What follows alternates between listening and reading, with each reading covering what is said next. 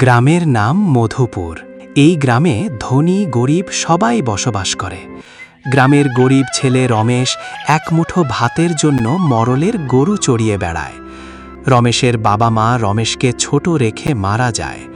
তারপর থেকে মরলের লাথি গুঁতো খেয়েই বড় হয়। দিন শেষে রমেশ কষ্ট করে বাড়ি ফিরলেও রমেশের কপালে ভালো খাবার জোটে না, শুধু জোটে মরলের গালি। কিরে রমেশ, দিনে দিনে গরুগুলো এমন রোগা হয়ে যাচ্ছে কেন? বাবু, আমি তো গরুগুলোকে রোজ পেট ভরে খাওয়াই। তাছাড়া সবাই তো বলে গরুগুলো দিনে দিনে মোটা তাজা হয়ে উঠছে, কিন্তু আপনি এমন বলছেন কেন? আমি তো কিছুই বুঝতে পারছি না। চুপ কর, এমন মুখে মুখে তর্ক করবি না। আর আমি যা বলি তাই কর। প্রয়োজন হয় গরুগুলোকে নিয়ে গিয়ে পেট ভরে খাইয়ে নিয়ে আসবি।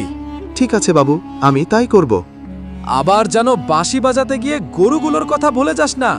মনে রাখিস, আমার একটাও গরুর যদি কিছু হয় তোর রক্ষে থাকবে না। মনে থাকবে বাবু। যা, এবার গিয়ে গরুগুলোকে বেঁধে দে। ঘরে থাকা পান্তা খেয়ে ঘুমিয়ে পড়। কাল সকাল হলে আবার গরুগুলোকে নিয়ে যাবি। ঠিক আছে বাবু।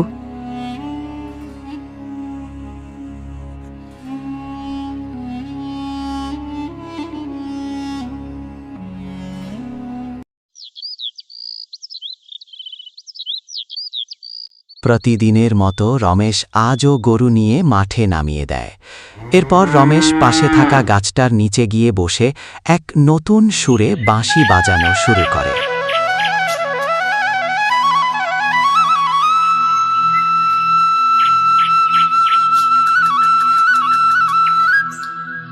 রমেশের এমন মায়াবী বাঁশির সুর শুনে হঠাৎ করে এক সুন্দরী পরী আকাশ থেকে নেমে আসে।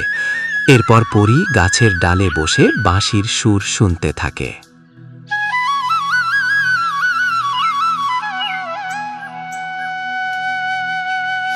ছেলেটার বাঁশির সুরে কেমন যেন প্রাণটা জুড়িয়ে যাচ্ছে। কি সুন্দর মধুর সুর! এই সুরে জাদু আছে।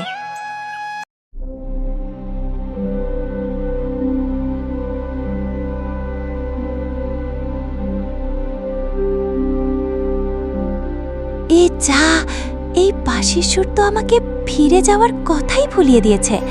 না, এবার বাড়ি ফিরে যাই। তবে আমাকে প্রতিদিন এই বাঁশির সুর শুনতে আসতেই হবে।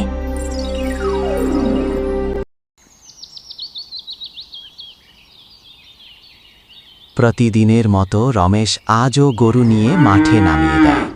এরপর রমেশ পাশে থাকা গাছটার নিচে গিয়ে বসে এক নতুন সুরে বাঁশি বাজানো শুরু করে।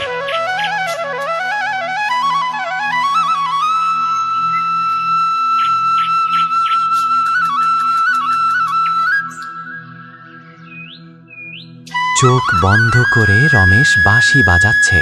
এমন সময় এক রাখাল রমেশের কাছে ছুটে আসে। ওরে রমেশ, তোর গরুগুলো জঙ্গলের দিকে চলে গেছে। তুই কি খেয়াল করিস নাকি রে? সত্যি তো, কখন গরুগুলো চলে গেছে আমি দেখতেই পাইনি। ওরে, জঙ্গলের বাঘ এসে একটা গরুকে আহত করে গেছে। আমরা সবাই মিলে বাঘটাকে তাড়িয়ে দিয়েছি। ওটা যদি তোর গরু হয় তাহলে মোড়ল তোকে মেরে তোর কিচ্ছু রাখবে না। তাড়াতাড়ি দেখ গিয়ে গরুটা কার। হ্যাঁ, তাড়াতাড়ি চলো। সর্বনাশ! গরুটা যদি এর হয় তাহলে তো এর মালিক এর উপরে অনেক অত্যাচার করবে। না, কিছু একটা করতেই হবে।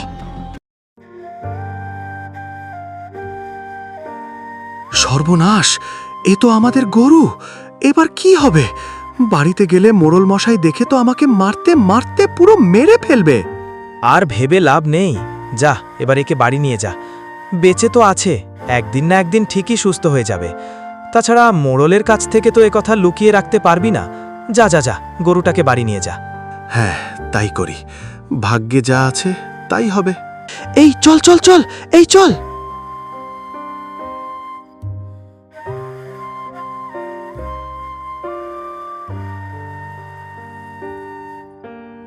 কি রে রমেশ, আজ সকাল সকাল বাড়ি ফিরে এলি? গরুগুলো সব ঠিক আছে তো? হ্যাঁ, ঠিক আছে, কিন্তু একটা গরু। একটা গরুর কি হয়েছে? এটা কি? ও একটা গরু বেশি খেয়েছে। যা যা, এতে কোনো সমস্যা নেই। গরুগুলোকে বেঁধে রাখ। এ কি, গরুটাকে তো বাঘে কামড়েছিল, কিন্তু কি করে একা একা ভালো হলো কিছু তো বুঝতে পারছি না। কি ভাবছিস? যা, গরুগুলোকে বেঁধে রাখ।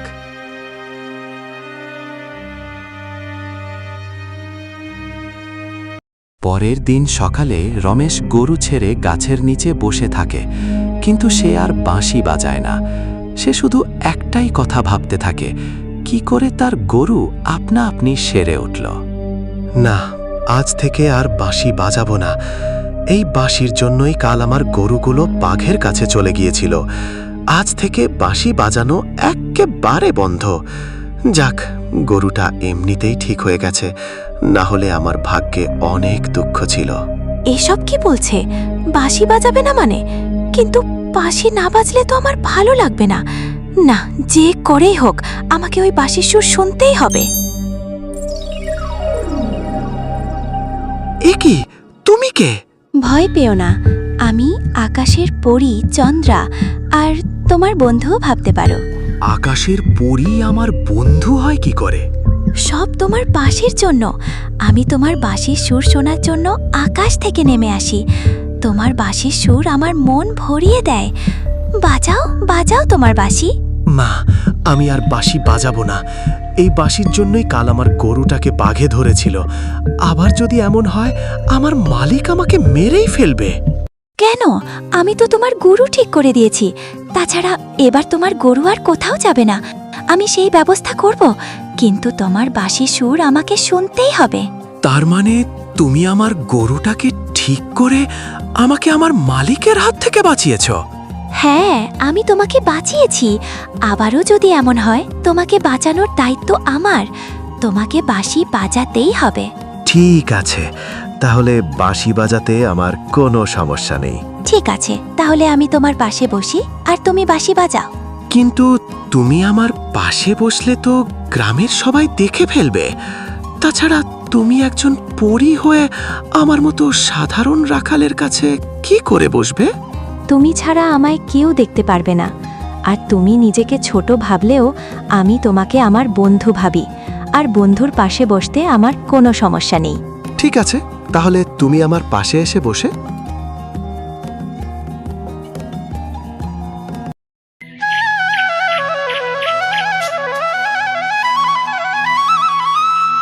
এভাবেই কিছুদিন কেটে যায়। ধীরে ধীরে রমেশ আর চন্দ্রার মধ্যে সম্পর্ক গভীর হতে থাকে। এক সময় গিয়ে তারা দুজন দুজনকে ভালোবেসে ফেলে। একদিন রমেশ চন্দ্রার কোলে মাথা দিয়ে শুয়েছিল। হঠাৎ কমলা নামের এক পরী এসে তা দেখে নেয়। এরপর কমলাপুরী রাজ্যের রাজা চন্দ্রার পিতার কাছে গিয়ে, মহারাজ, সর্বনাশ হয়ে গেছে। রাজকুমারী চন্দ্রা এক মানব রাখালের প্রেমে পড়েছে। এসব কি বলছিস? এ হতে পারে না। হ্যাঁ মহারাজ, আমি নিজের চোখে দেখে এলাম। রাজকুমারীর কোলে মাথা রেখে ওই রাখাল ঘুমিয়ে আছে। কি? চন্দ্রার এত বড় সাহস? সে একজন রাজকুমারী হয়ে একজন সাধারণ রাখালের সঙ্গে মেলামেশা করছে। আজ আসুক, আমি ওর মানবভূমিতে যাওয়া বন্ধ করব। সন্ধ্যাবেলা চন্দ্রা রমেশকে বিদায় দিয়ে রাজ্যে ফিরে যায়। মহলে ফিরে দেখে তার মা বাবা তার জন্য অপেক্ষা করছে। পিতাজি, আজ আমি একটু মানবভূমিতে গিয়েছিলাম। কেন গিয়েছিলে ওই রাখাল মানবের সঙ্গে মেলামেশা করতে? পিতাজি, ও খুব ভালো মানুষ, আর আমি ওকে ভালোবাসি পিতাজি। কি ভালোবাসো? তুমি জানো না পরীদের সাথে মানবদের মিলন কখনোই সম্ভব নয়। কিন্তু আমি ওকে ছাড়া থাকতে পারবো না। চুপ করো, আমি কখনোই এই সম্পর্ক মেনে নিতে পারবো না। আর আজ থেকে তুমি এই আকাশ রাজ্য থেকে কোথাও যেতে পারবে না। এ কি করলেন পিতাজি? আমি ওর বাঁশির সুর না শুনলে যে থাকতে পারবো না। তাছাড়া ও আমাকে না পেলে যে মরেই যাবে। আমি ওসবের পরোয়া করি না। তুমি আজ থেকে কখনো মানবভূমিতে যেতে পারবে না। চলে এসো রানী।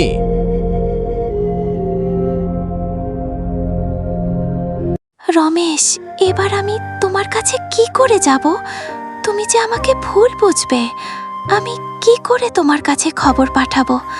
আমি চাইলেও তোমার কাছে যেতে পারবো না। রাজা চন্দ্রের উড়বার ক্ষমতা কেড়ে নেয়।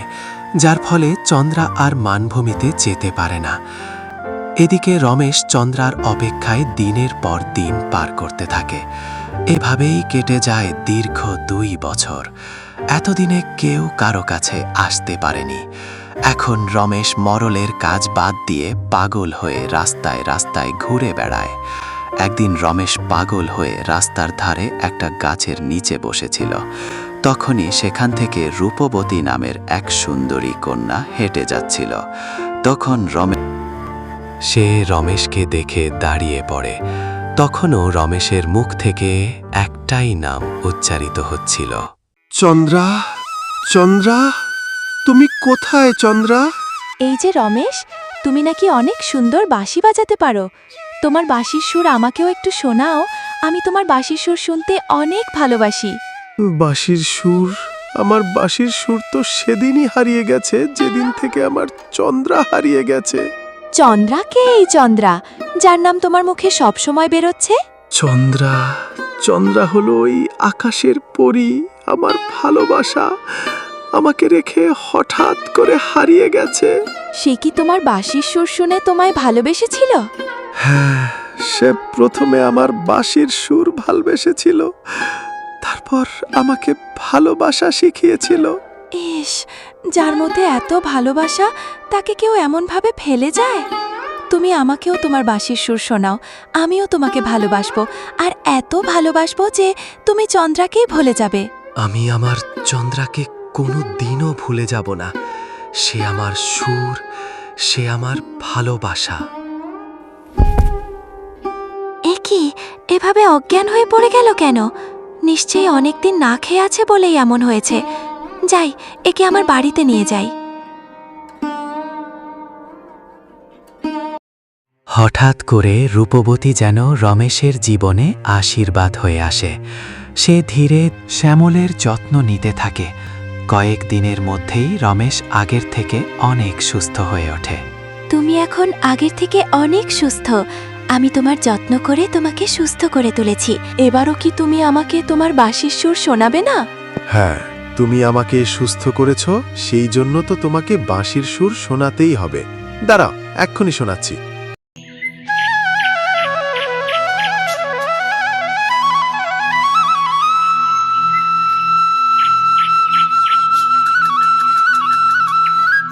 সত্যি তোমার বাঁশির সুরে জাদু আছে।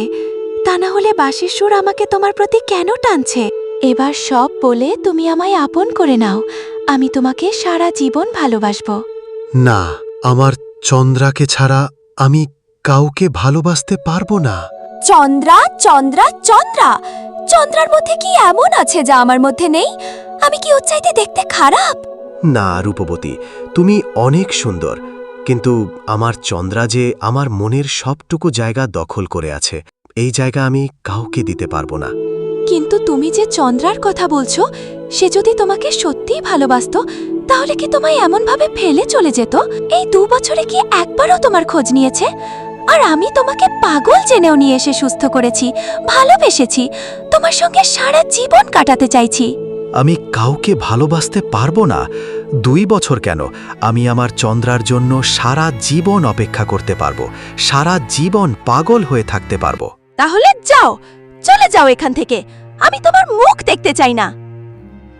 তুমি আমাকে খাবার দিয়েছ, আমাকে সুস্থ করেছ, এই জন্য আমি তোমার কাছে অনেক ঋণী। পারলে আমাকে ক্ষমা করে দিও।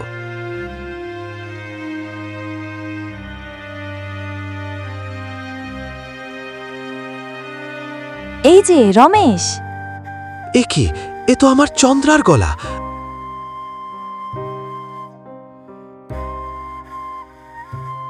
এ তো আমার চন্দ্রার গলা। আমার চন্দ্রার কোথায়? কোথায় আমার চন্দ্রা? এত দিনেও চন্দ্রের গলা মনে রেখেছ?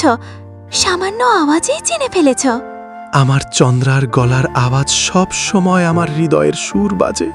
কোথায়, কোথায় আমার চন্দ্রা? কোথা থেকে আওয়াজ আসলো? চন্দ্রা, তুমি কোথায়? কোথায় তোমার চন্দ্রা দেখতে চা? চন্দ্রা, তুমি এতদিন রূপবতী সেজে আমারই সাথেই ছিলে? হ্যাঁ, আমি রূপবতী সেজে তোমার কাছেই ছিলাম।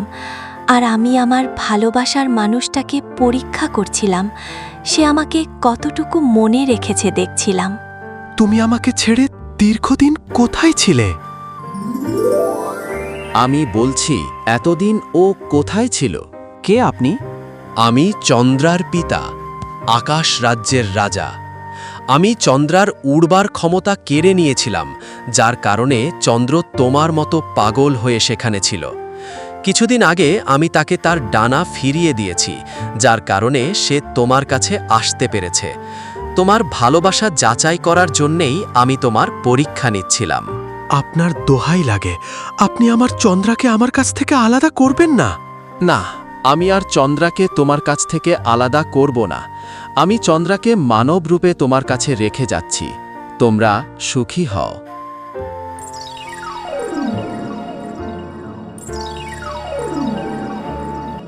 এরপর চন্দ্রা আর রমেশ মিলে সুখে শান্তিতে বসবাস করতে থাকে।